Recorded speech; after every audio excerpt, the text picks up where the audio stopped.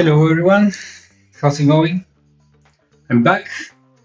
Yesterday I wasn't able to stream, so now I'm back.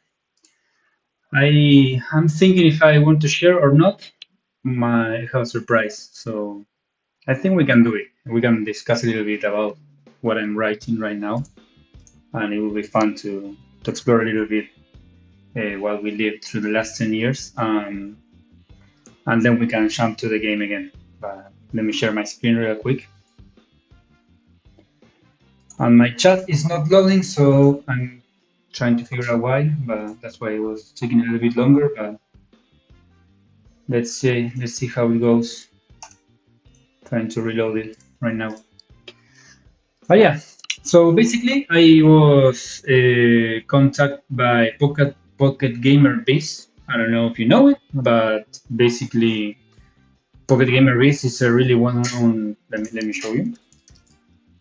It's a very well-known the website it's about news for the mobile industry basically, and I've been doing a lot of LinkedIn posts. I think I feel like top industry leaders are the ones that post here, and I was invited to make a post, so I'm super excited. I'm working on it right now. I'm going to give you a first-hand look because I don't mind showing it, to be honest. Hopefully, it will be out soon. So, let me tell you a little bit about how this came to be and what I have in mind, and perhaps I can get some early feedback from everyone. So, let's see how it goes. So, first of all, if you are not following me on LinkedIn, I was on vacations past week, so I couldn't do much more, but I was posting and it was having good feedback. Uh, I'm closing into 1,000 followers, so and just with a few posts, so I had really good reception, to be honest. So it was pretty nice to write a little bit and see good response for uh, basically from other people in the industry, especially when um, it's people that really have a lot of why I'm not following some of my colleagues. I don't know. Especially when you have a lot of different people from different companies and writing good stuff to you, it feels nice, of course. So, but I was surprised to be contacted by Pocket Gamer Biz. To be honest, I'm going to show you a little bit how why I was contacted, so you can see it for yourself. But it's not loading. I don't know why. So give me a second. But I have it here while it loads. I made a two-part post. It was going to be a three-part, but like I said, I was on vacation, so now I'm holding on it for a little while. But I made a post on LinkedIn first regarding the industry. Recently, on February, I think we reached 10 years with Bigfoot making games. So I figured that telling a little bit about what we learned was going to be something nice. Um, that's basically what I did. So basically, I named it "How to Survive 10 Years in the Mobile Game Industry." I always like to discuss and tell everyone about our failures. First of all, because we have more failures than successes, so I have more to work with. But also because I think it's important that everyone knows how hard it is, right? So yeah, basically I was starting writing a little bit about the first couple of games we did. Our second game was called Pet Parents, and it was like a mix of Clash of Clans meets Candy Crush meets I don't know a lot of games. So it was really weird. I wanted to show you here. This was the second game we did. It was this. It looked amazing, to be honest. Now that I think of it, now I think we killed it too early. But back then, I had no idea what we were doing. So basically, I didn't know if our numbers were good or not. Uh, I think it was they were good enough for us to keep working on it. I wish somebody told me that, but I didn't know. So it was like a Plant versus Zombies where you could throw different enemies and send it to the other player's base. Yes, because you have like a Clash of Clans island, and then you have match tree to gather more resources. So it was tuned in a way where if you were bored and you just wanted to wait, it's like when you play Clash of Clans and you have nothing to do, you close the game. For me, it was like okay, while you wait for the units to be made, you can like play a little bit of Candy Crush. That's what was my idea, but I added like six different currencies for the game because they had to match what you were looking at the match three game. That was kind of my idea. I was forcing things to match basically, and yeah. But the thing is that this game didn't do well. But like I said, actually, I think we killed it too early. But yeah, it had too many things. We did it in 3 months, just three or four people, I think. So it was crazy the amount of work we put in. It had leaderboards, leagues, asynchronous multiplayer, like a lot of things, really. And a little bit what we learned is that you shouldn't start with making big games. I know everyone says this, but I mean, you always have to repeat it because it doesn't matter how many times you say it, people always try to do big games at first. Don't do it. Then I think confusing the players with a bunch of different uh, game mechanics mashed together was very confusing, and also we added like a ton of currencies. And to this day, Sherman still makes fun of me because of that. But this game actually we got featured in Google Play Latin America. I myself coded the entire leaderboard and entire multiplayer thing, the backend. We got 100,000 users in 1 week. Well, back then, being featured in Google Play was like a thing. We had like 100,000 people playing our game at launch. So for us, it was super crazy.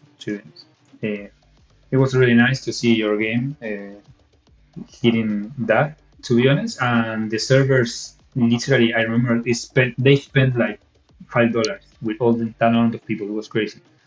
But yeah, we didn't know how to monetize. We didn't know how to retain players. We didn't know anything. So those 100,000 users lasted for like 1 week, and then the game died basically. But we also did that, use this game to land our first big shop with Congregate.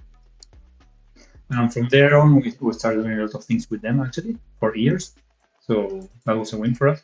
And another one is like we learned a lot, like how to code from scratch, leaderboards, asynchronous multiplayer leagues. We did a match three. We did like a Clash of Clans. We did a Plants versus Zombies kind of game, like everything. And we had good reviews even at launch, so that it worked. So yeah, that was a little bit the first part of the first post. I talked about that. The second post I did was regarding our very, very early beginnings. We did, I think, remember when Flappy Bird was a thing? I think we were the cause of like 50 of those clones. We did a lot, like really weird stuff. I had one client like he wanted like a pig going in between chainsaws and thunder or whatever. It was crazy. We even did one version for Facebook. This one actually had like a 5,000 users on daily active users. Something it did kind of good actually. We worked with a couple of guys that used to have a poker game in England.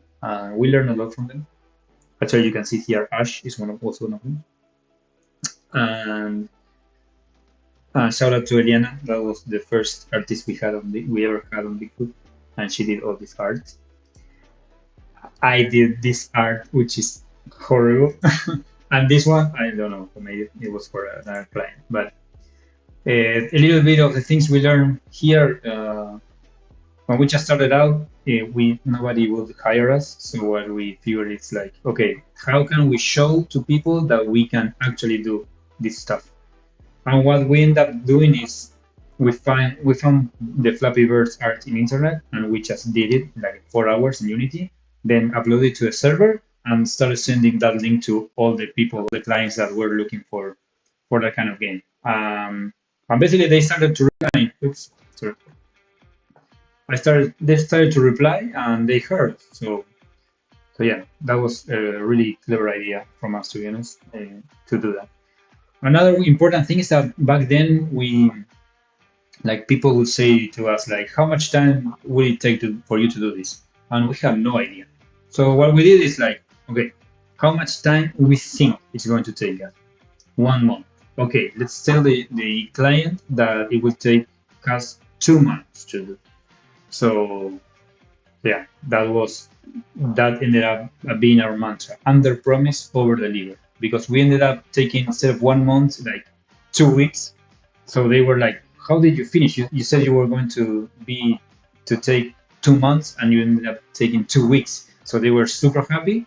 The game was actually working. So yeah, we over delivered. Like, we did more than they asked for. So for us, that was a really eye opener, and we kept on doing that for until this day. To be honest, we often say like, this is going to take roughly like 4 months, and then if it takes 4 months, it's what we promised. But in reality, we know that it will take less, and if we actually do it in less, uh, people are really happy too.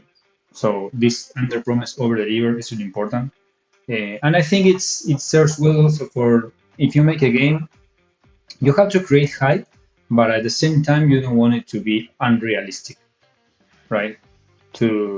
About what the game is about. So that's a little bit what we try to do. Also, like, this game is like this. It's really good, but it's better when you just download it and then it surprises you, for example. Like, and then another thing is like, you really need to hear no, because people are afraid of hearing no, and we weren't. So, for example, this is just an example, but we applied it for a lot of things, but we didn't know how much to charge when we started out. So what we did is like, every client we would get, we will uh, make it times two what we charge to the previous one. So if we were like charging $10 per hour, the next one will charge 20, then 40, and so on, until a client told us, hey, this is too expensive.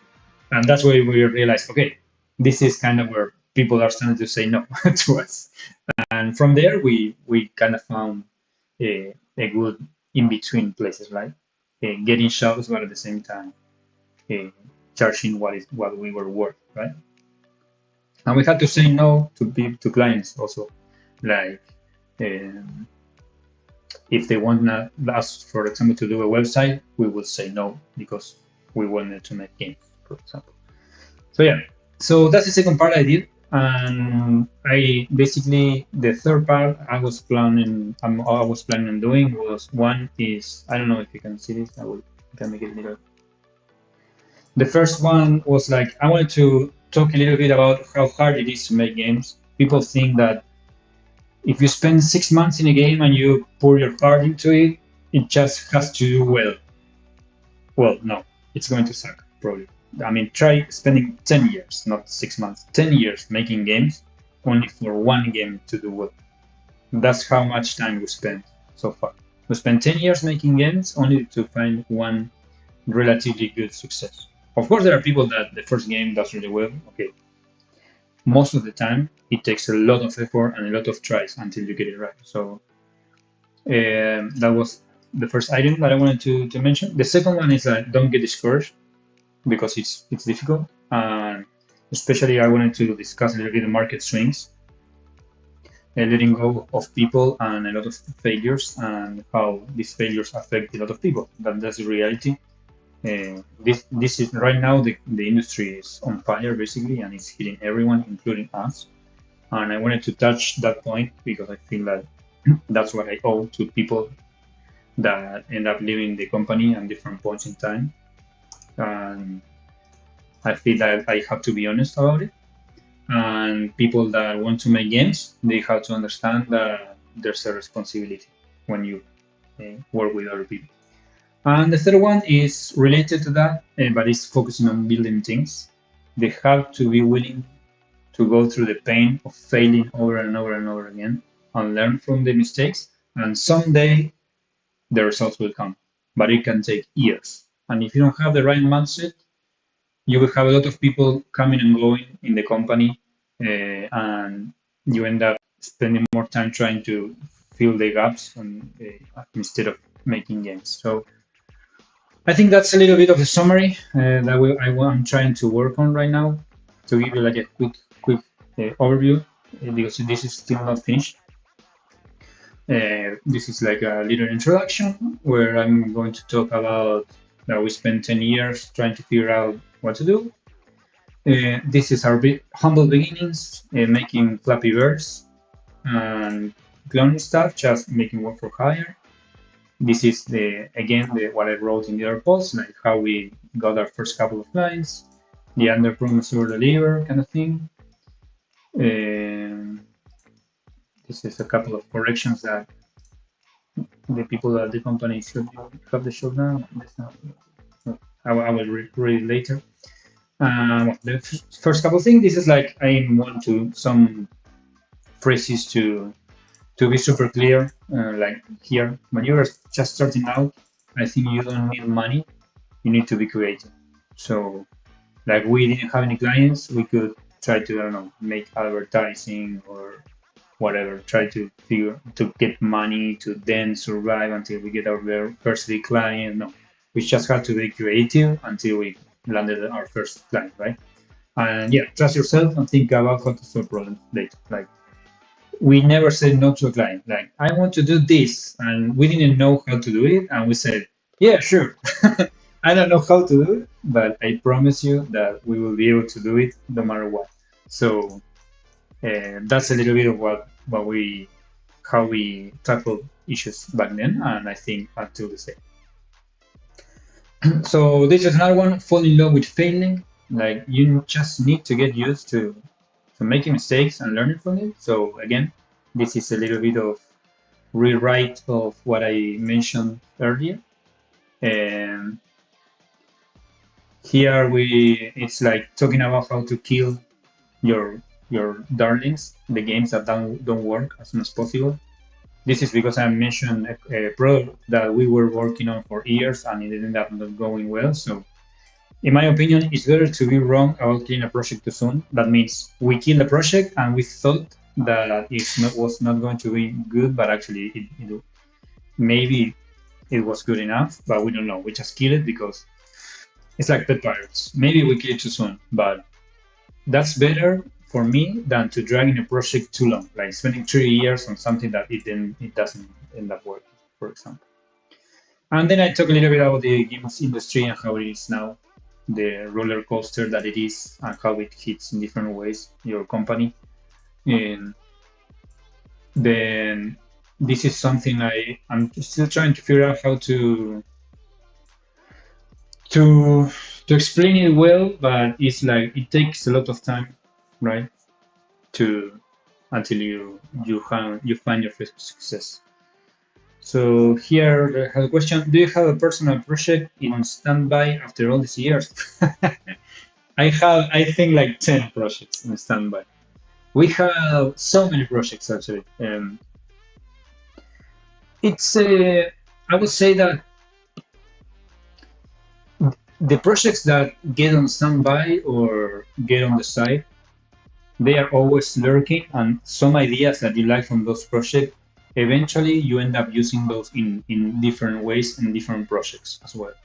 So, for example, the game we are doing now is a puzzle game, and we have on the side another puzzle game that it's not like this; it's similar, but we had a couple of Sokoban ideas, and that game never got out. But we tested that game in different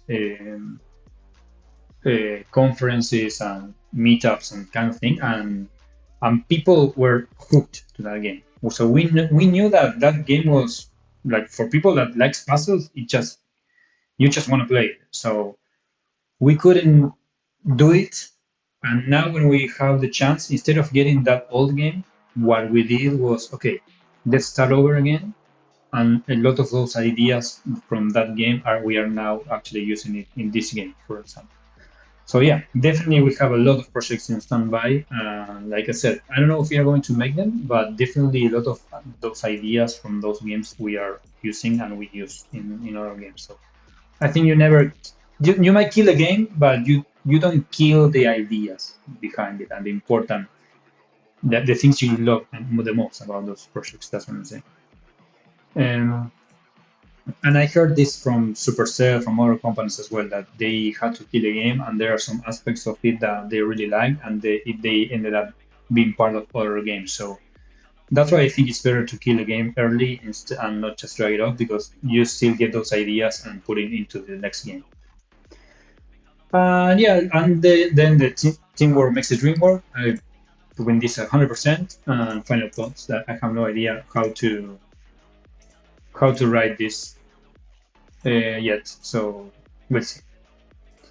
So yeah, so if you have any ideas for me to write that, I will appreciate it. But yeah, my opinion, I think these are like the I wouldn't say all, but most of the things that I think they are really important uh, if you want to survive in the game industry, right? Like just do whatever it takes at the beginning, be ready to fail a lot, and the industry will come and go and things will change, but you need to focus on the people. That's pretty much it. Actually, that should be my final. What did I just say? You need to do whatever it takes at the beginning. Then you need to get ready to fail like a lot. And finally, focus on people because market changes, but people that survive make great games. Is it everything already invented? No, of course not. That's why we listen to always the new stuff, even though it's been similar things have been made before, but like the audience changes, and you can see also that there's a reason why the same movies are made and remade over and over again, because humans don't like they think they like change, but they don't. It's like make having the same thing that they all know and love, but with a twist, is usually what they find like super creative. And most of the times, it's not even that creative, but people like it. And we like what we know, basically.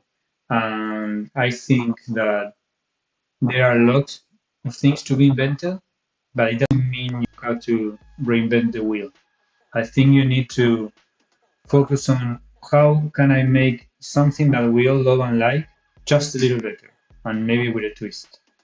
Um, of course, I believe more in execution than ideas.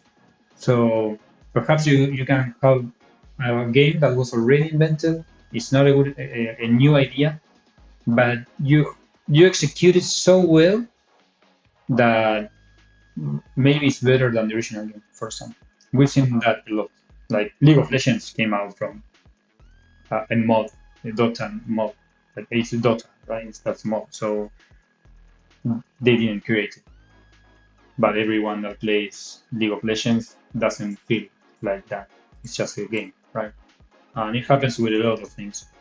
I could say that from Fortnite. Fortnite is like a first-person shooter. Counter Strike has been like forever. Counter Strike, even though it's based on Half Life, like I mean, people that break our words are very few, and I think Doom was the game.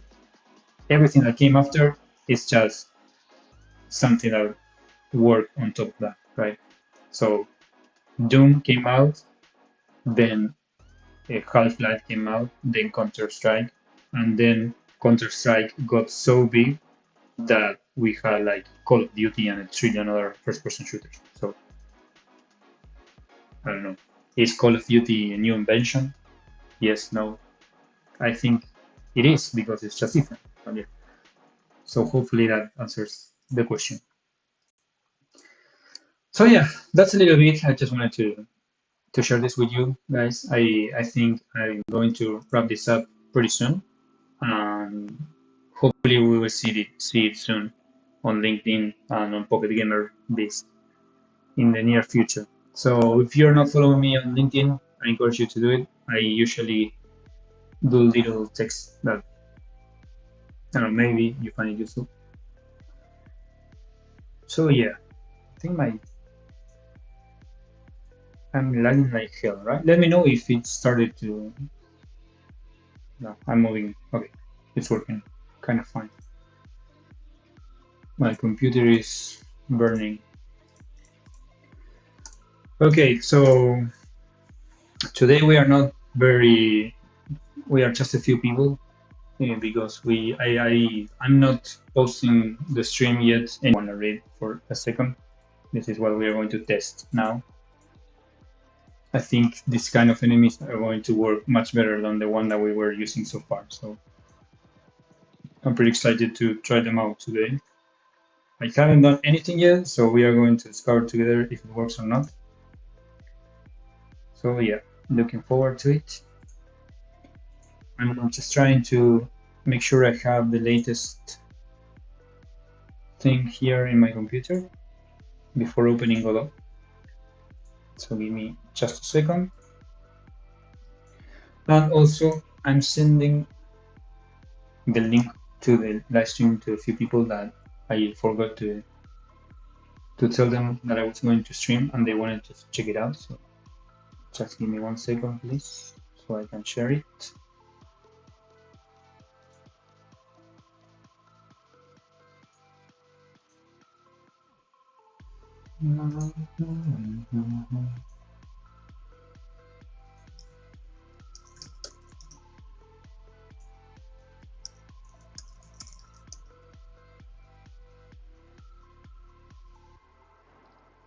All right.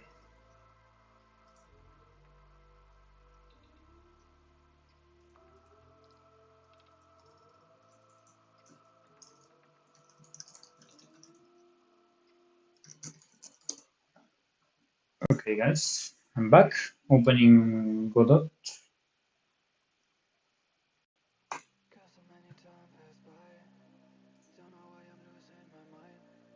I think the music turned on to be a little low, right? I don't know if you can hear it.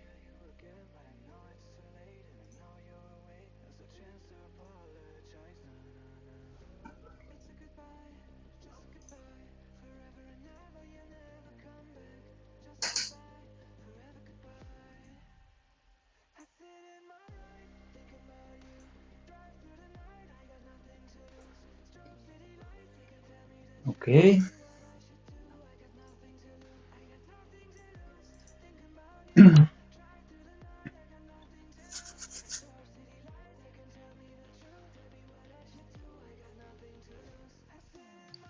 Okay, so how the enemies work. I think we saw it the other day, but the idea is we are going to change. Right now, the one that follows you is going to follow you like very close. I'm going to do that for now. It's going to be like a dummy. It's going to be like a dumb enemy to start out. And then now I'm going to do a couple that patrol, like move from left to right. If you put a box here, it will change where it goes back, basically. Then we have something similar, like a character, an enemy that once it reaches the other side, it just turns. So it does something like this. And then the charger, this is something I like, that when it sees the user moves, and then it charges just in one turn. It moves all the way until it hits something. Here, if it lands here, the platform won't be activated, but if it lands on the platform, it will be activated. So, and then a couple more ideas that I didn't expand too much because I think that I really need to test this first. And we have the lights that we were going to use. It's done now, so I have to test it out. Could be buggy, just so you know. Where the lights? Yeah, the switches here. Now this is working. So we have plenty to work with now. So we are going to test it out. So let's open the enemy sandbox. Yes, here. I think it's. I don't have the switch yet, so I'm going to have it in a second. Gaston is programming right now, so we probably need to wait for a second. Once he have it, he will upload it. So this is real time program. Okay, but I think here we have now, if I get an enemy, yes, we have an enemy that goes on one axis, and based on the rotation, it will move to one place or another, and I think this is the only one until he uploads the rest of the enemies so far. But let's try it out, see if it works or not.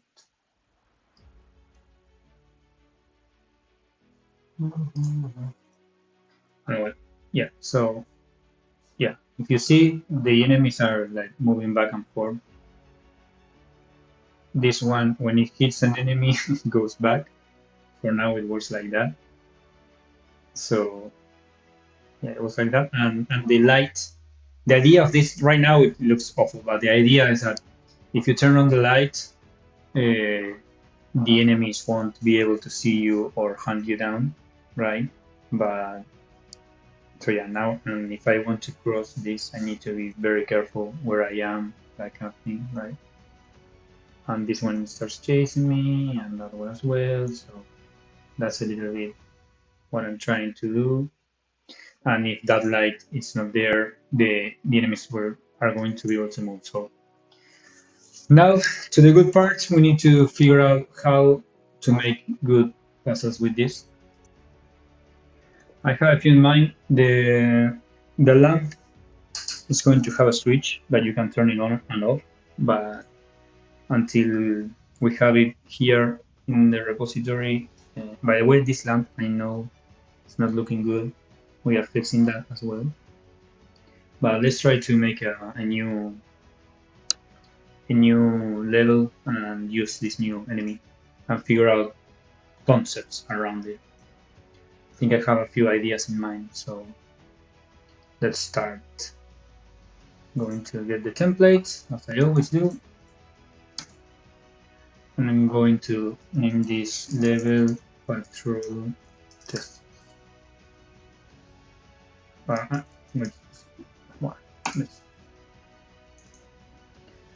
right. So here we are. Now we are going to get those new enemies in enemy one axis. Here we are. Have to make a little change to his position. Yeah. And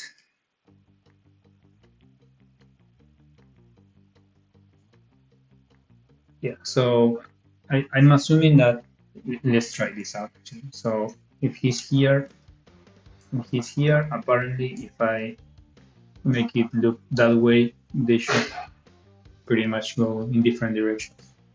Let's see if it works before doing anything else.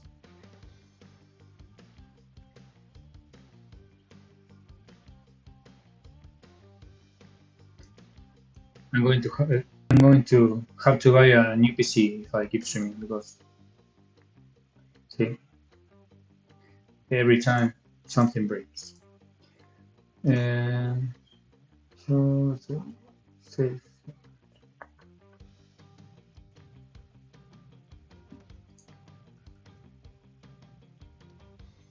Oh yeah, I forgot that I can't have this anymore. I need to remove this from the template. God damn it.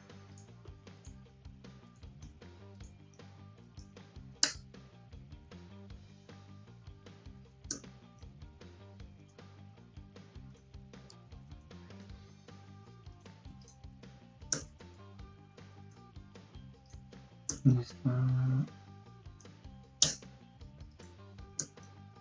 Keep forgetting that I can leave stuff behind, otherwise it breaks.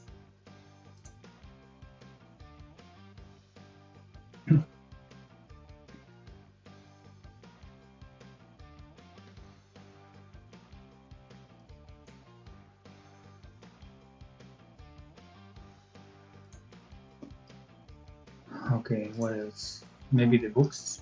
I don't think it's a problem, but Let's try it out. Unless the enemies are, I'm missing something with the enemies. That could be possible.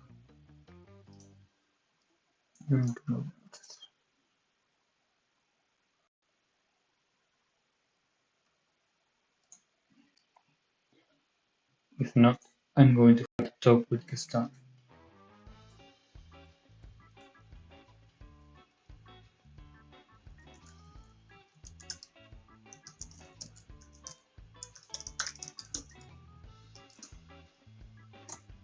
Okay, so Gaston is telling me that it's buggy, but we can test out the switch. And now it's working. Yeah. Okay, so yeah, it works. I know they are not rotating, but okay, let's think about this. So I think one of the ideas that I wanted to try out first is figuring out if I put different enemies. So let's just do it, basically. And I'm going to remove this one. Bye bye. So let's say I have like something like this, right? One here, and like one here, right? Something like this.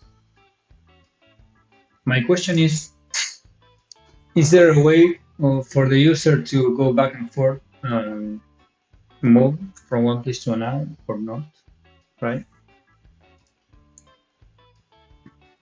I'm trying to create patterns because if you, this is something that pay attention. I think the important part of games is creating patterns. If you have a pattern and then you see it in different situations, your brain goes like, "Oh, there's a pattern. Oh, there's a pattern," and that's fun, basically. If I find different patterns that work and make you think in a way, then you will realize that this pattern is in different levels, but with a twist. So now your brain goes like, oh, I know how to solve this, but now with this little change, it's different, and that you're already thinking how to solve it. So the first thing I want to do is like understanding how this works will help me try to figure out like, okay, so I cannot do this, right? But I can go here, and let's say I want to go back, right? How does this look, right? So if I put this all in like this, I can they are like a wave, they behave like a wave, so they won't kill, for example, right? So our question would be, how can I make this in a way that the user cannot do this, basically? So first of all, let's make like a bunch of walls here to reduce the amount of room they have to go back and forth. That way they started to make like behave differently. And let's just move this guy a little bit over the other way around, like here. And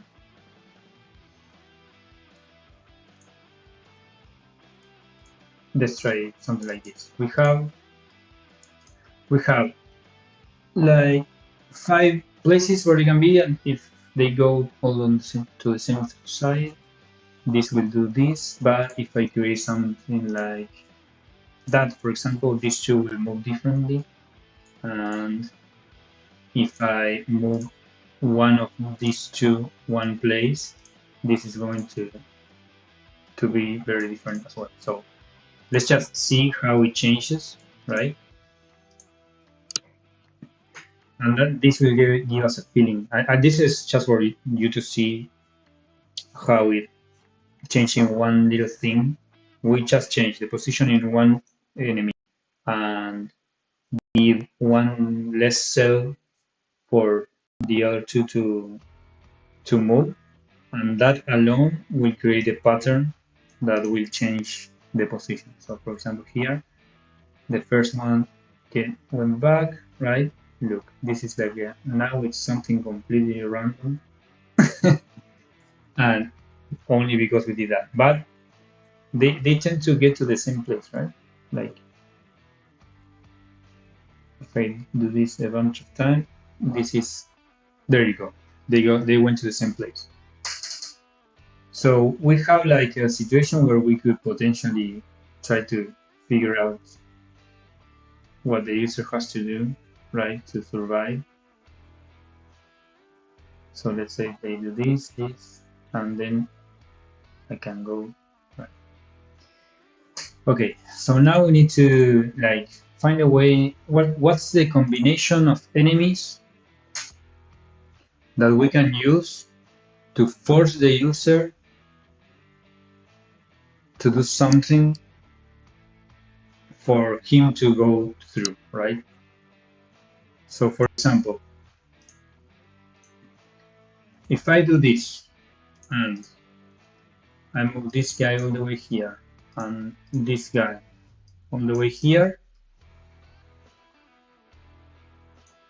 and I start here, I think I will do one. This one will be one. This one here, here, and here I die, and I can go back. So, for example, I think if I have 4 enemies to cross across a distance of 5, at that point, I believe that I can't go through. I think, or at least not like it's not straightforward, right? So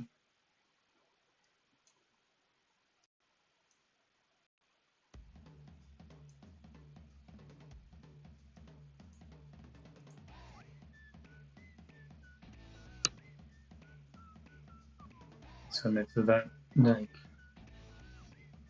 okay, so if I do this, I actually it's pretty easy. But let's say I didn't. In a second.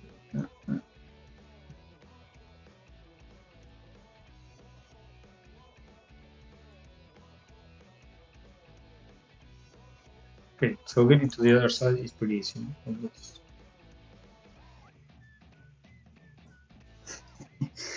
I had to make like a.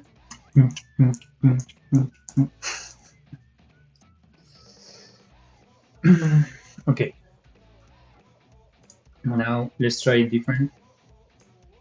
I think this is the key because if they move all to the same side, the problem is that they go like a wave. But if you cross it, there's no way for you to cross. So, for example, if I want to do this and then I do this, I believe it's going to be harder, right? Because by the time I try to get to one place, the other comes. Let's just try it out. But I think that way is harder, and maybe I need to reduce the space as well.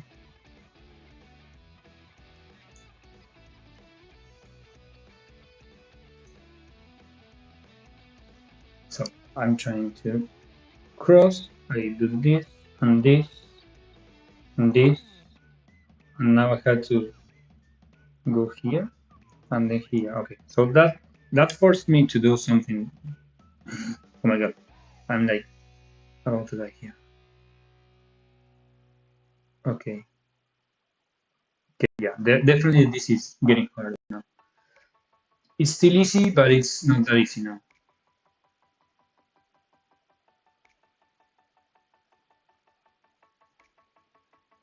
So it's like I can be forever in one place until they reach me, right? So it's not that hard to it's a little hard to die, but um,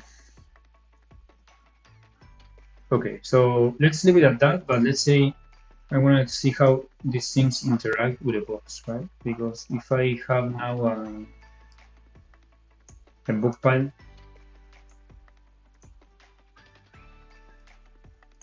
and this is going to change how the enemies where they stop. So if I want to get this box to the other side, they will start to change patterns, and it could get tricky. So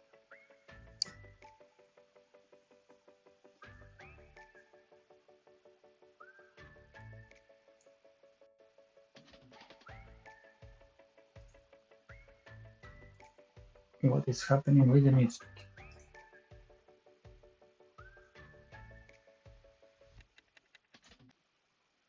I was listening like upbeat music, and suddenly I'm like happy piano. What the hell?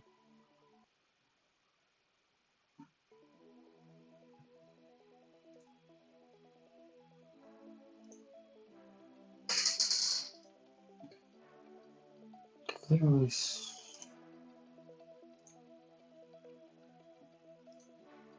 okay. Let's do this. So if I do this, the enemy will go back, and then I have to move it again, and I can move it. Oh my god!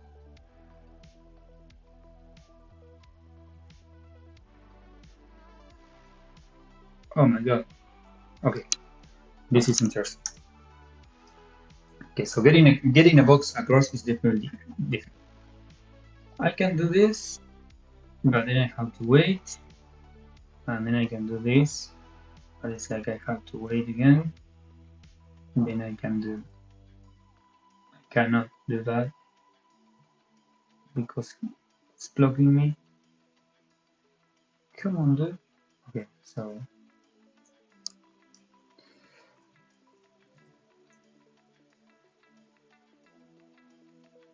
this is starting to get, and I die. Okay, so this is interesting. How to find a way. What? Check for infinite recursion. Stack overflow. Okay, that's about definitely. Okay, yes. So this, I think we're finding something that is good. So taking a box and not messing it up, it's tricky, even with two. So let's just move this two to actually just put it in here, just so we can reuse it again. But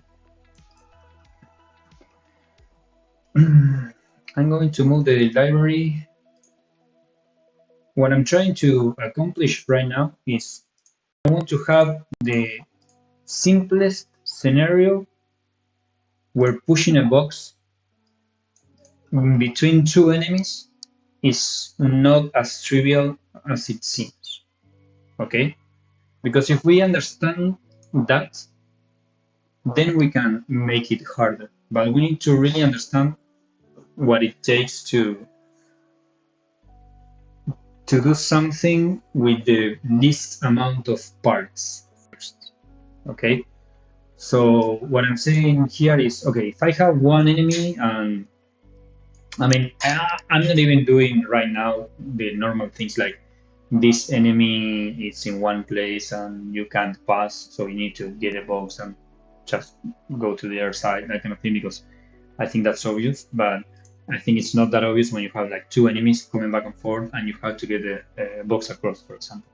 Okay, I want the user to be able to understand that, and once he learns that, then we can make harder puzzles.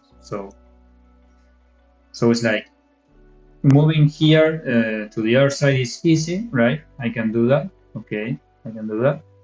I don't die. Perfect. And now if I want to move the box, I can get this across, but then I cannot push it again because this guy is starting to get me, right? So how can I do that? Now I can push it, and I can push it again, and I can push. So for example, I think this is a good example. Hello, Leandro. How are you?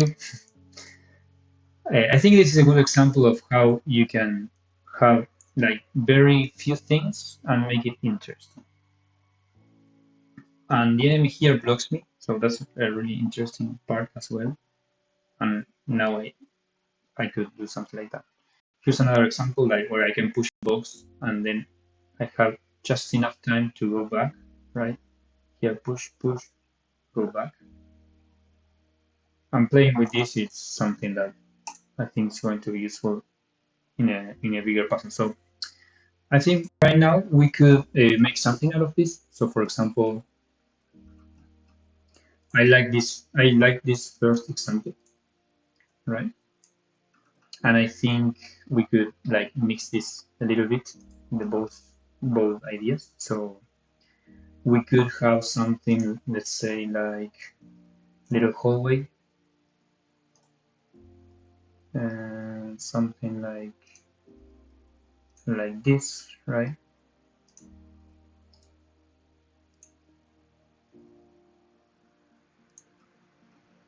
And we can have one enemy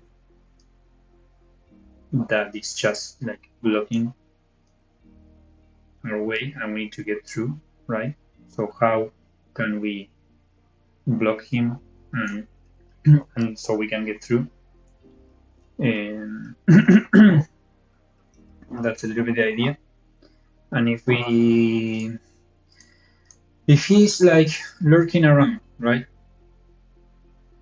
And we get this to the other side, we can perhaps block him so he ends up being here and we can go. But at the same time, in this scenario, if he goes all the way here and our character moves, right, we can just go. So the question is, how do we do this? Perhaps this is we need another enemy, right? Like one that goes this way and the one that goes the other way. Let's say like that, right? So if we have this, we won't be able to go without the boss, I think. Let's try this out, because the other enemy will catch us, basically. And I think I need to make the corridor a little longer. That way I have no way of like moving to the side, basically, right? So I think something like this would work. Let's see how it works.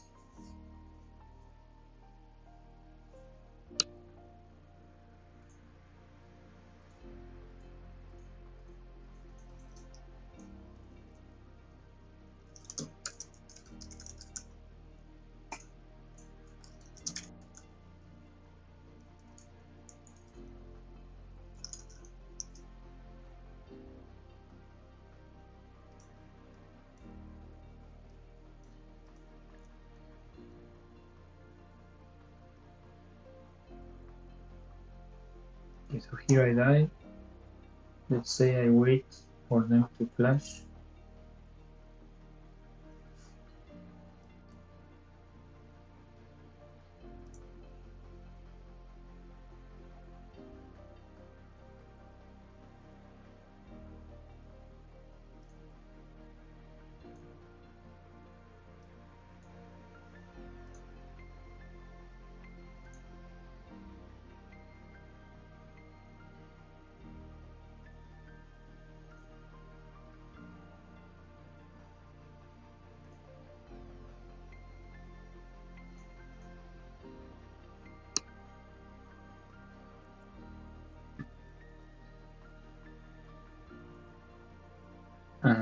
I think this scenario is triggering, yeah, because they can go back.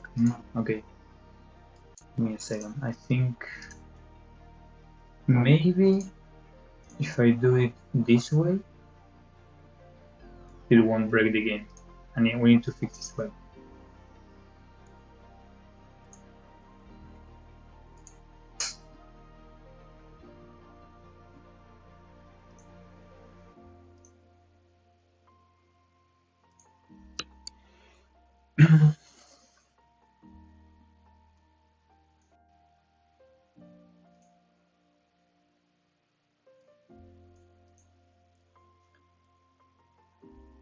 No. Okay, this is something that we will need to fix. So we'll try this later. Okay, guys, I need to take a 15-minute break. Sorry, because I have a short meeting, but I'll be back in a second. If you don't mind, we'll be back in no time.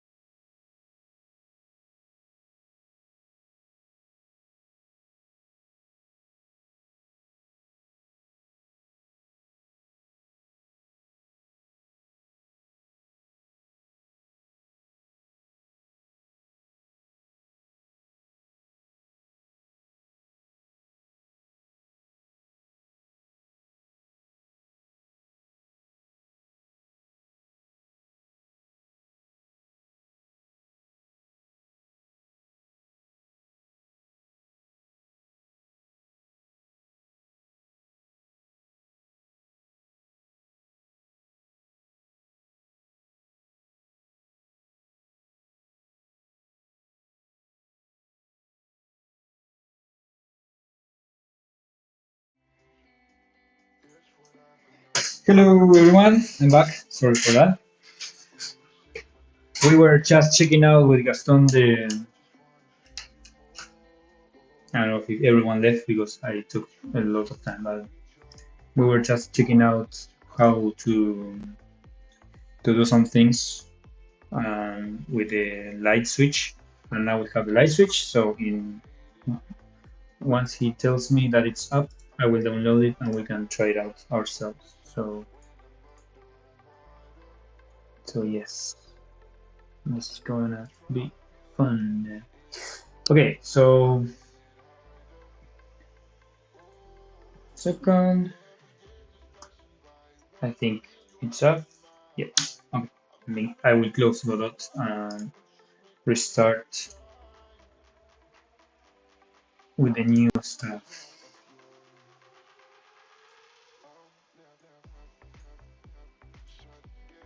Then we pull from develop.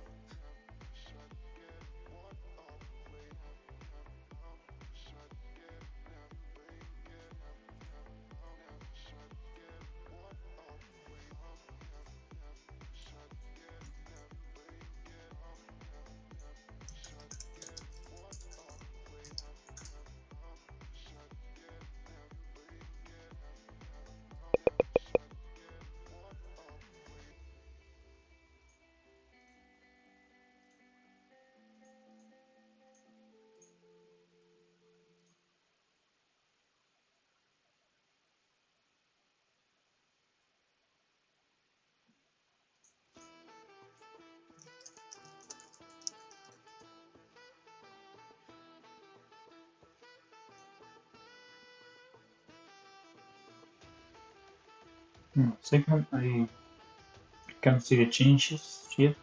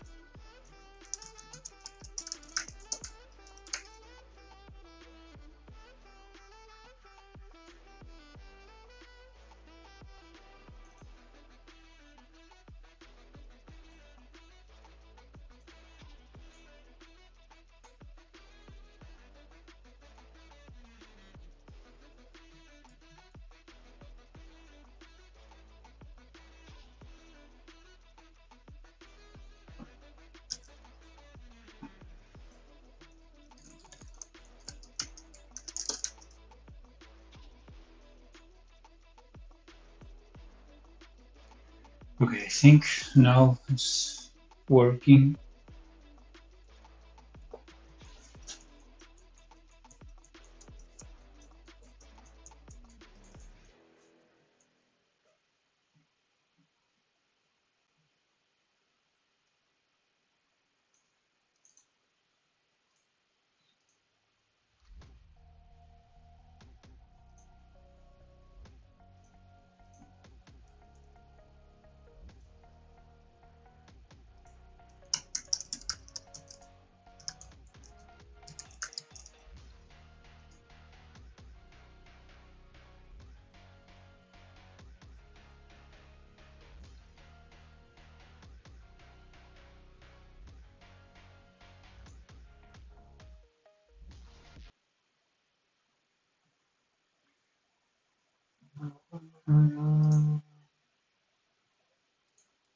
Okay, Godot just crashed. Good.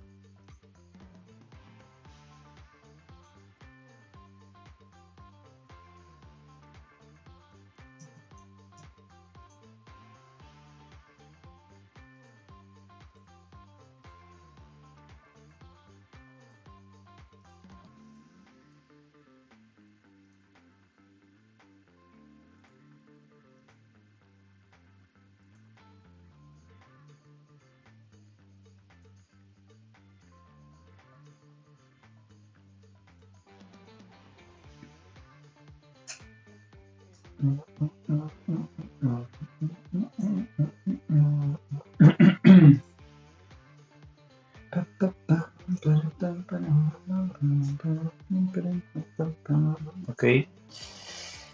Okay, finally, I fixed this. Now, let's open the loft again.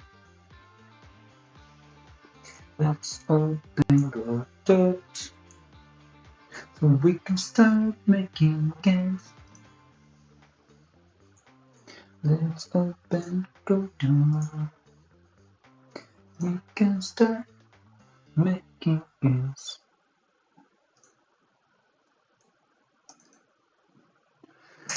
Lightbringer, placeholder name, because we want to bring you to the light.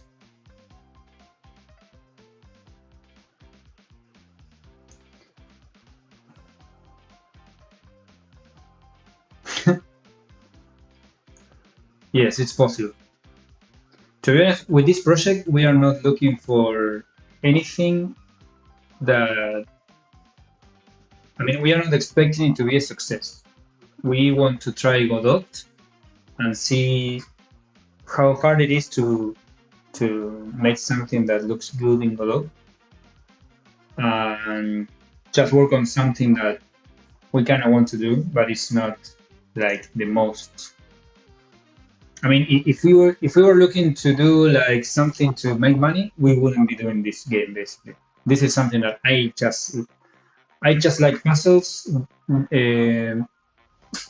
Sherman wants to try this kind of aesthetic, and Gaston wants to try out Godot. So we were like, just let's make this game and whatever. So it's important, I think, to really know what the project goal is. And in this scenario, it's not anything like let's make $1 million.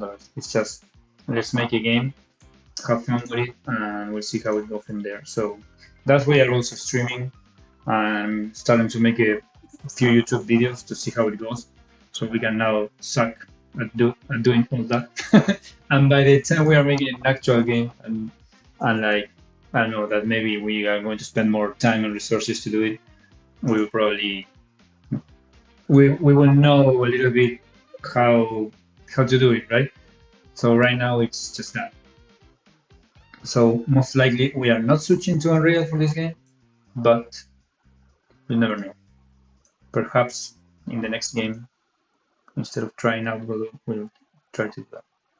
And so I think that's done. Yeah, he fixed the bug, but they are working very weird. So yeah. Okay, so I'm going to set this real quick. I'm going to show you we have switches now. Our we go with since 2.1. First of all, really? Oh, nice. So you have more experience than we do in Godot. Actually, I don't know. Have you ever met Juan Liniewski, the creator of Godot? I always told him that we always wanted to make a game with Godot, but we used to work a lot in mobile, and for mobile, it's not that easy to have a lot of plugins some ad networks. There is a lot of extra work that you need to do just for using Godot. So we couldn't use it, and now we are like we wanted to do like a PC game just to do something different. And that's where we said Godot has a new version. It's looking really good. It's getting momentum. Maybe this is the moment to try it out, and that's what I'm doing. I don't think he knows. Our plan is to tell him once the game is done, it's looking good, so he is happy. Uh, but yeah, I don't know why he loves us for some reason that I just can't explain. But he was really helpful and really friendly with us since day one, to be honest. So yeah. So now we are finally trying it out. We are making our promise real. Godot 2.1. What year was that? Like that's like at least 5 years ago, right?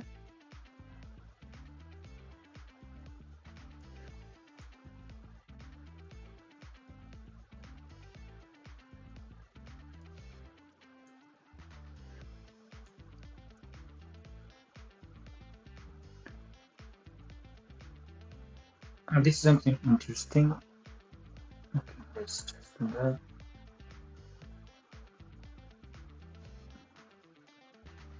Why is this not working?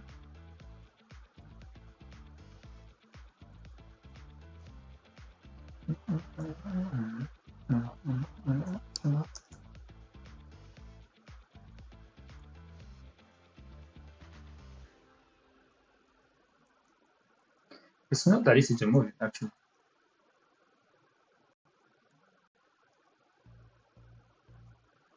Now I'm stuck. How I'm when you suck at your own puzzle, it's a good sign. It's when you're coding and suddenly your code works better than your brain. That means you're on the right track.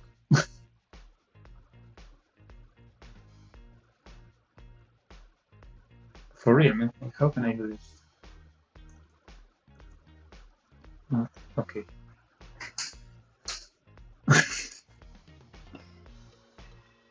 What the hell, bro?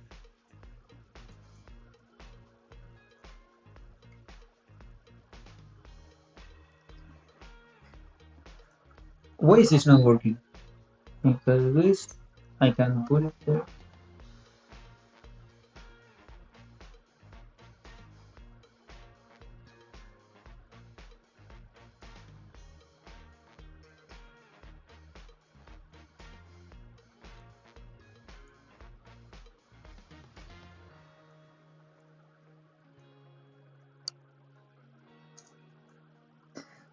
Okay, so now it's interesting. I can't even go past one.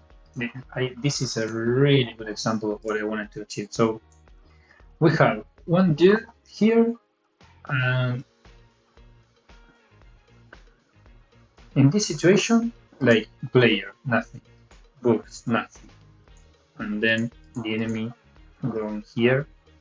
In this particular setup, you can't go past the enemy. I think.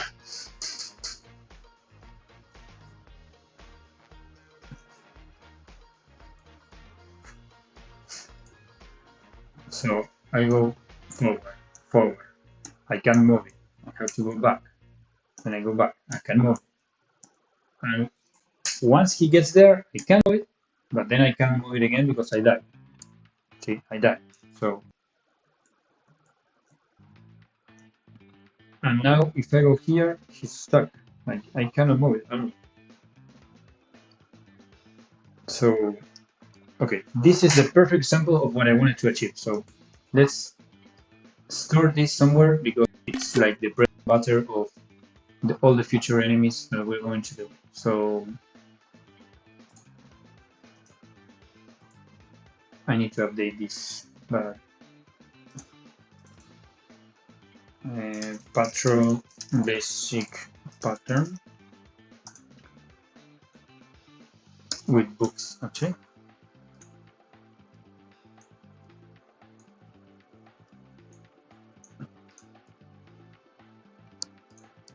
structure book. Okay. We found ourselves a pattern. In this scenario, you can do like, for example, what I'm talking about here is this guy can start in a different position. This guy can be in a different position. I think even if I move it two squares up, I can actually this yeah the same thing will be able to happen. Forward acceleration, you can push the books. Yes, yes, yes.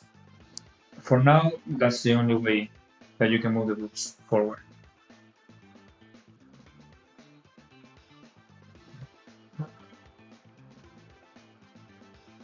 You know the right now we have like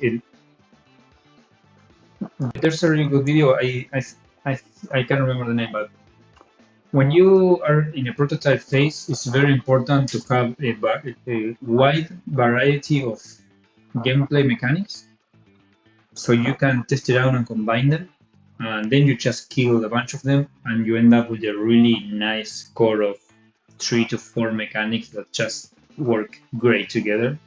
So the less variables you use to get that I think it's going to guarantee that the game is going to be fun in the long run. So that's why we only can push books forward for now. Because if we, I mean, it would be easy for us to say, okay, you can get the book and move it everywhere and that kind of thing. But I think when you constrain yourself as much as possible, that's where you really need to find these little details, right? And once you find them, then you can expand it a little bit more. So it's like getting a new mechanic, trying it out to the maximum, and then getting a new mechanic, trying it out to the maximum. And in that process, you remove some of those mechanics that didn't work and end up with a really neat core that works well. So I say, like I said before, I can do anything, and at the same, it's like there's no way for me to do this, to go there. I can move all the way around the map, right? And I just can't do it. So the only way I would be able to do it is if I have like a skip, right? A skip one and then move it. But since I don't have it, at least not right now.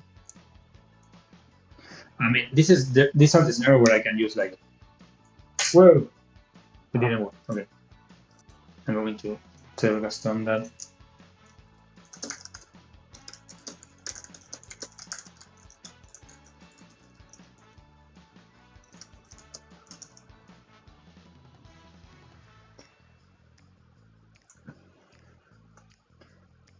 I was telling Gaston about the the bug. I tried to push it with the lantern and it just broke the game. So yeah, we are a little slow right now because we put too many mechanics and we're trying to figure out a way to work together. There are some bugs when I combine them a lot. So we are getting that fixed. Once I have everything in place, I think I will be able to test this much faster, and then we will know if we find the right mechanics or not. But basically, right now I'm stuck with this. I was trying to use the flashlight here as we used the other day, and it just breaks again. So I don't know how that will affect future puzzles. Okay, so this is a nightmare basically, but now I have to think as a user. Okay, how can I solve this? So one of the questions I would do is how can I have a time wasted, right? For me to reach in a different moment here, because otherwise it's going to be impossible for me to cross. So,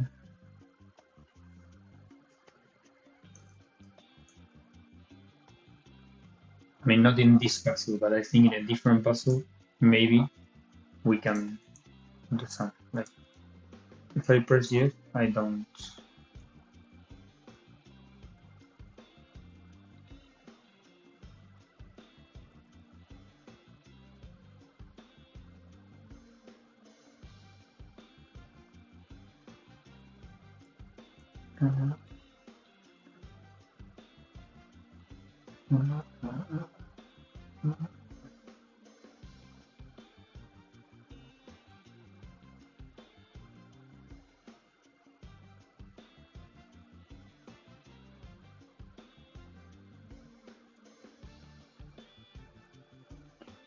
And if I do this, it's the same.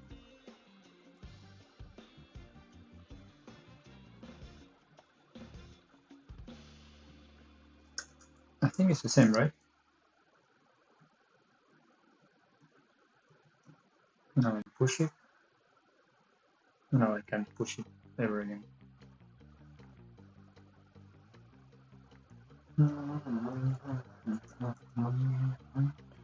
Okay, so this is interesting. Okay, now I have to find a solution. One of the solutions I can think of is like, for example, I don't know if I would like to use it, but I think it. Okay, so one of the things is like how if you have control or not over certain things is something that you could, like, for example, if I want the user to be able to waste a time, I can put something in a certain level, and if I want the user to not be able to waste the time, I would not put that in the level. So if I have control, I think this kind of process could be uh, thought in a way that, okay, sometimes you have this, sometimes you don't. So for example, here I can waste my time if the stairs was working well, right? Now we are here. I'm going to go up, then down, and see if I can come up in a different moment.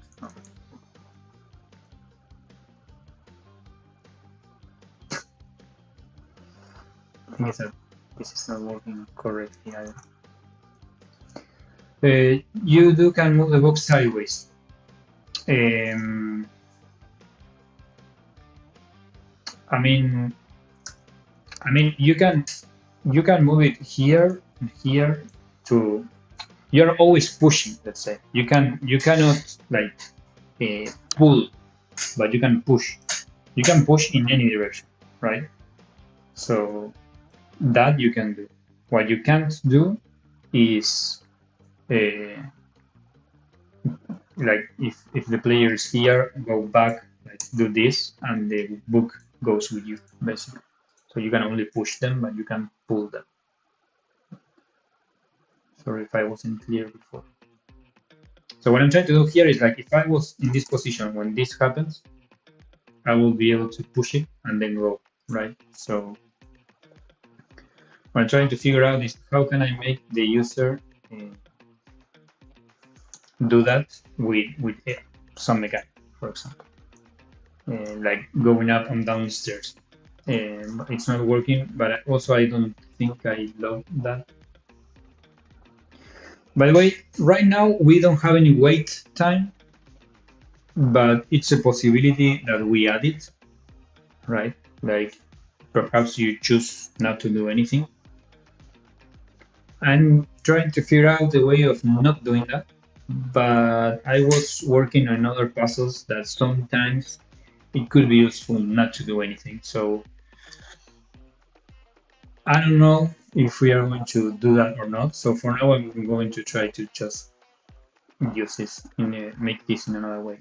But yeah, um, you can also like put this like if you had two books. But let's try to resolve this. So um, how can you waste a tempo, basically? I don't think we have a way to lose a tempo. I'm seeing right now.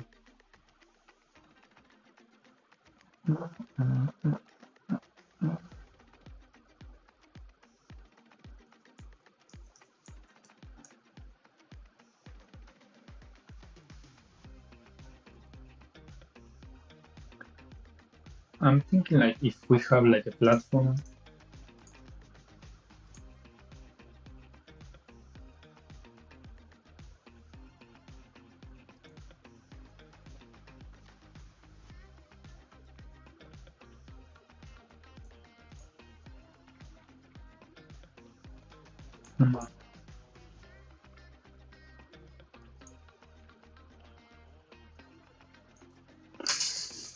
This is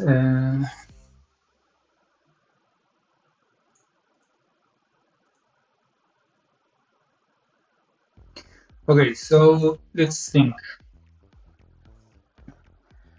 If I have no way of wasting a tempo, this this is unsolvable unless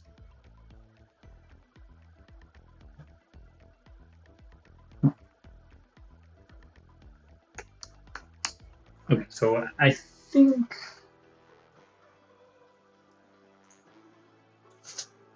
let me see, let me think. So for example, I'm not sure if this is going to work, okay? But let's say I have this platform right now,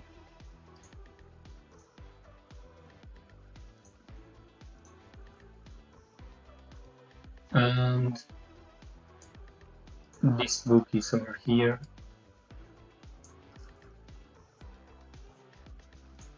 No, sorry. I have this platform here, and then this platform here. I have a book. I'm going to move this for now, right?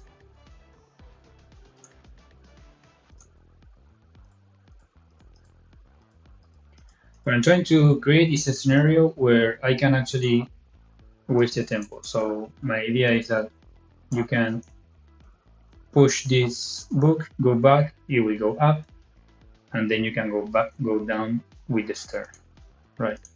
So I think if we can do that, we can get the book to the other side. Not sure.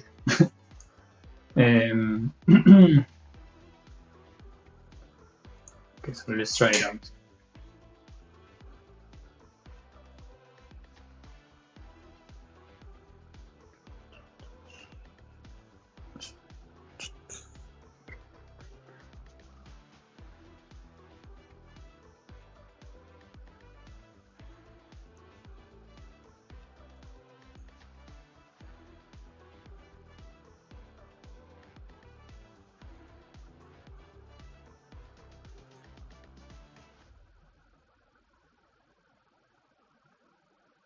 Okay, so the entire point of this is to do this, then cross, and I can do this.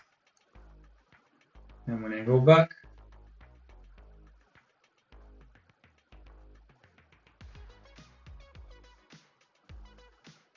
no, it's the same.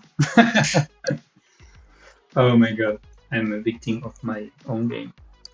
Gotcha. No, yeah, the problem basically is that you just can't. You don't waste the tempo because it's one, it moves, two, it moves.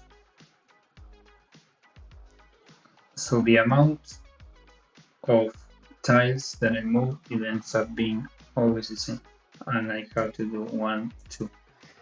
Just so you know, the stairs then is going to waste one tempo instead of two. So this should work later on. Gaston is working on that right now, but yeah. Okay, so let's leave this for a second. But it's a really nice case study to understand what this is going to define a big part of the game. I know it could look like a dumb puzzle, but if we understand what you can and you cannot do in this scenario, then you can just spread it all over the place. And you'll know exactly how many things the user has to do to do something, right? Otherwise, it's like sometimes you can waste the tempo, sometimes you can't. It's like, right? If everything works differently in a puzzle game, it's not going to feel good. So that's a little bit of the idea. So now what I'm going to try to do is play a little bit with other parts of the level, in a sense that you can't. This doesn't work, but an easier level, an easier puzzle would be to just remove this guy here. And now, since the enemy has like a uneven number of steps, now the puzzle is completely different. Now we can wait. Bye bye. Thanks a lot for watching. Until next time.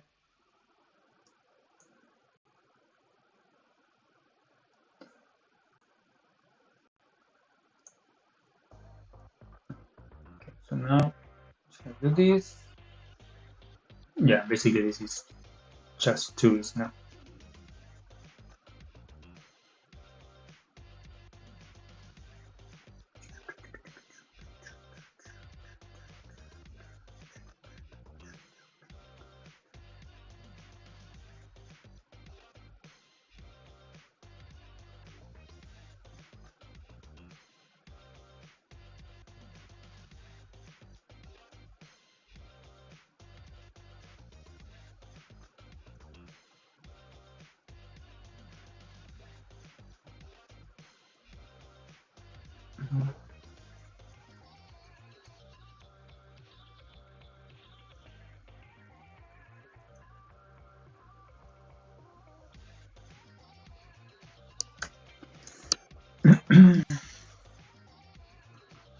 Okay, let's try out the switch now.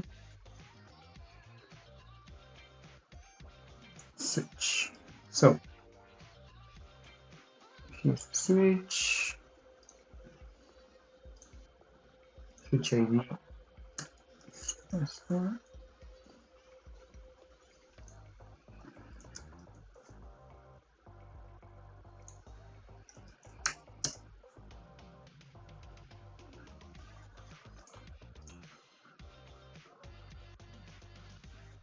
Okay, so I have a switch and I have a lamp.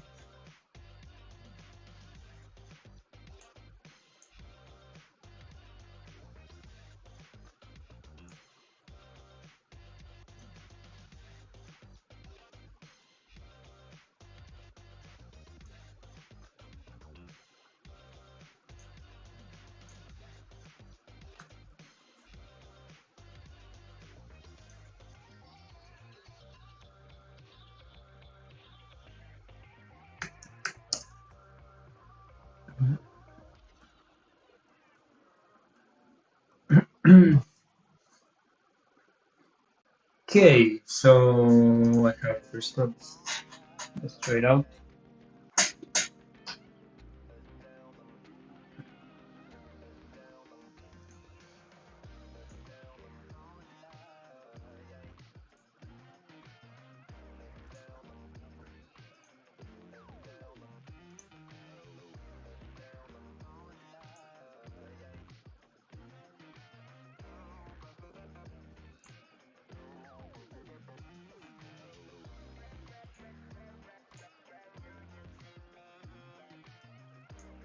Okay. Alright, so now we have ourselves a switch. I'm going to show you how it works. So when we step on it, we can now use the C letter to use a crystal. Now we have 0, and now we can, and now the lamp is on. So after that, we can now like press the letter E to turn it on and off. Maybe it's not configured correctly, but trust me. So now the enemies will be blocked by the light. This looks awful, I know, but it will look better later. We can move the lamps, by the way, so it's not like we can bring light with us. Yeah, we only have a flashlight for that, but this is a nice way for us to block the enemies. So what can we do? Let's try to figure out a nice puzzle.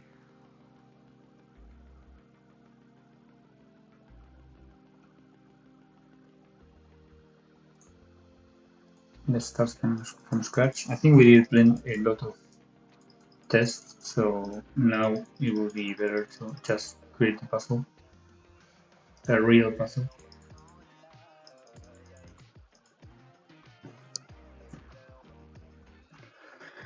Okay, so what I'm trying to figure out is, let's get these enemies and just remove 2 of those because we have too many.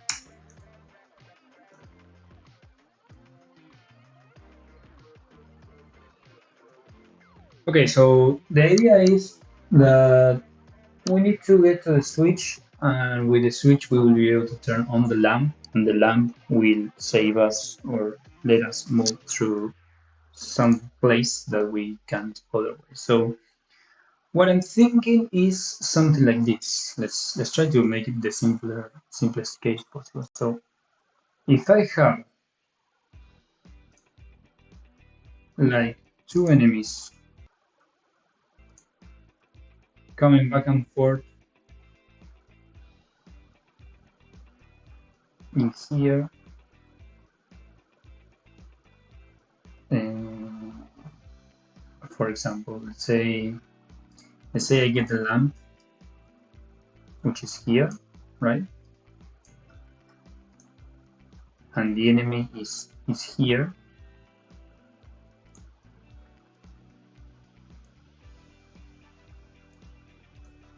We can get it into a corner, right?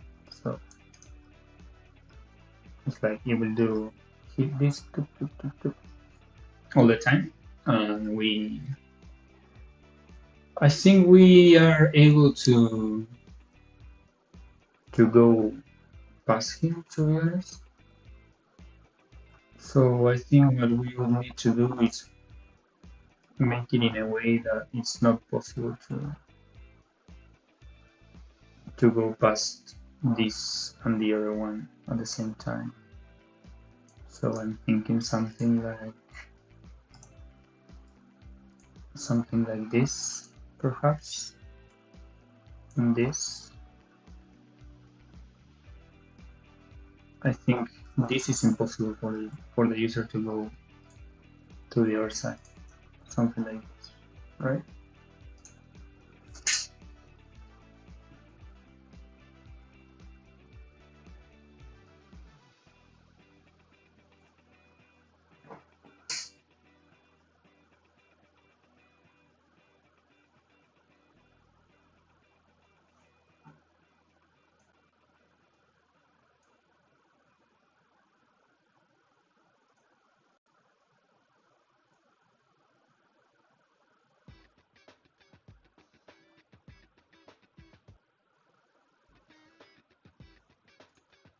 In a second, because the lamp is starting on, I want it to be off.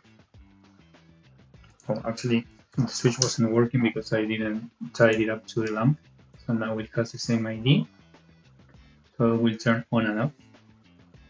And another thing is that we can see these guys going back and forth. So we had to replace these little uh, these libraries with these ones.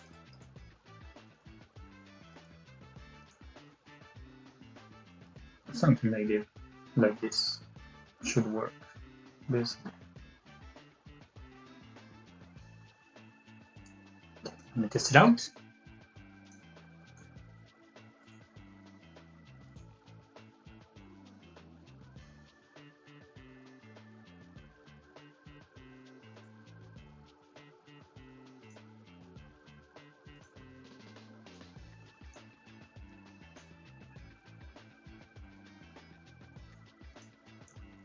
So if I want to go through this,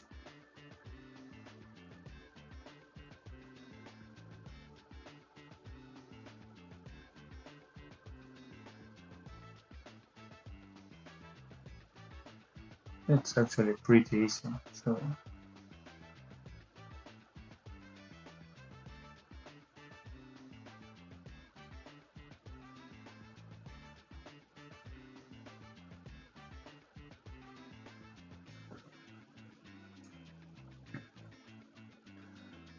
if I need to like this,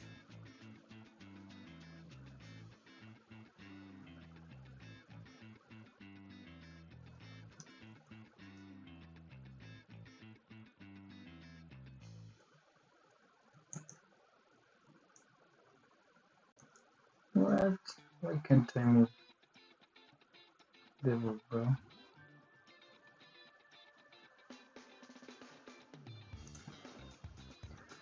I think I found another bug, man. Let me see.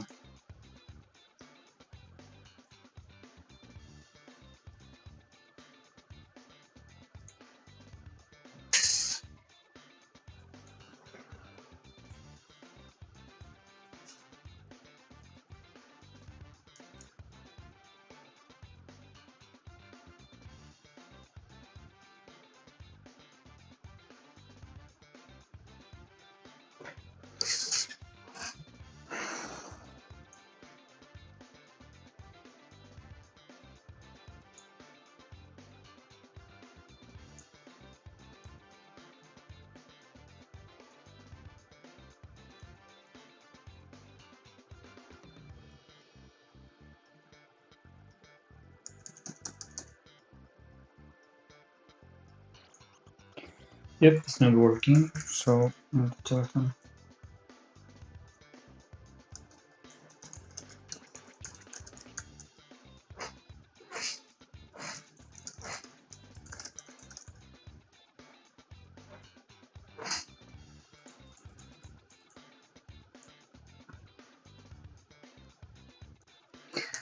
Okay, so basically, these enemies are this type of enemies are not very hard to.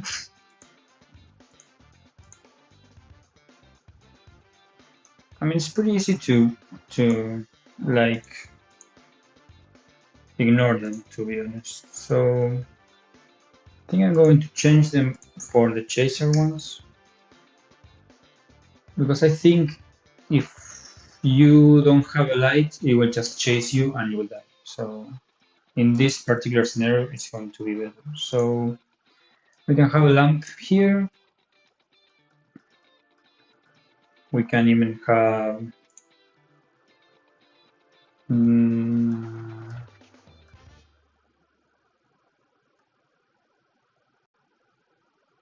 so yeah, the chaser. Come on, the chaser. Now we can have it here.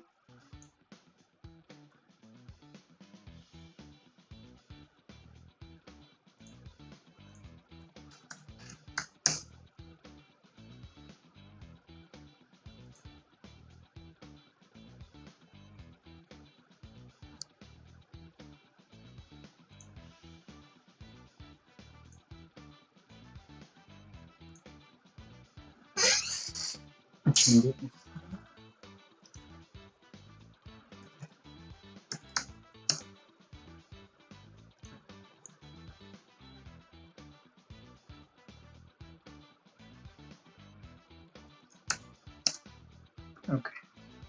So now if he sees me, he's going to chase me. And we don't want that, don't we?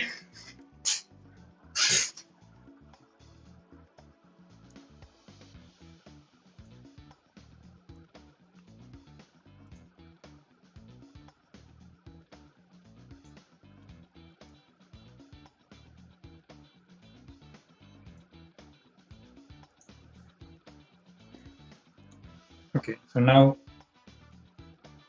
so yeah, now if he sees us, he starts to chase. So it's going to chase us forever. But if I use a crystal here, it's stuck, so I can go forward without luring him. The problem right now is that this bug is not letting me go through with the book.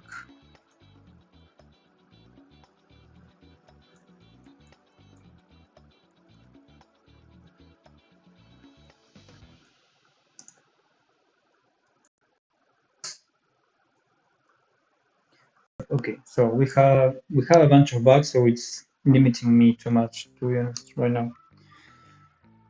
We have the ladder is taking more than one turn, so we couldn't waste a turn. Then we have the the lamp is the light basically is not letting me push books when I'm on the light. That's another issue that I was counting on and I can't. Besides blocking some enemies, it's getting very tricky to make something. Of course, I can go back to the other types of levels, but we already know that that works. So there's no point of doing that right now. I really need to test this mechanic basically. So okay, let's just try to play a little bit more with the lights. But, but yeah, I think we are going to be wrapping up for today, guys, because it's getting a little late. Um, but yeah, thanks for joining. I'm going to come back tomorrow with these bugs being fixed, so we can actually start working on something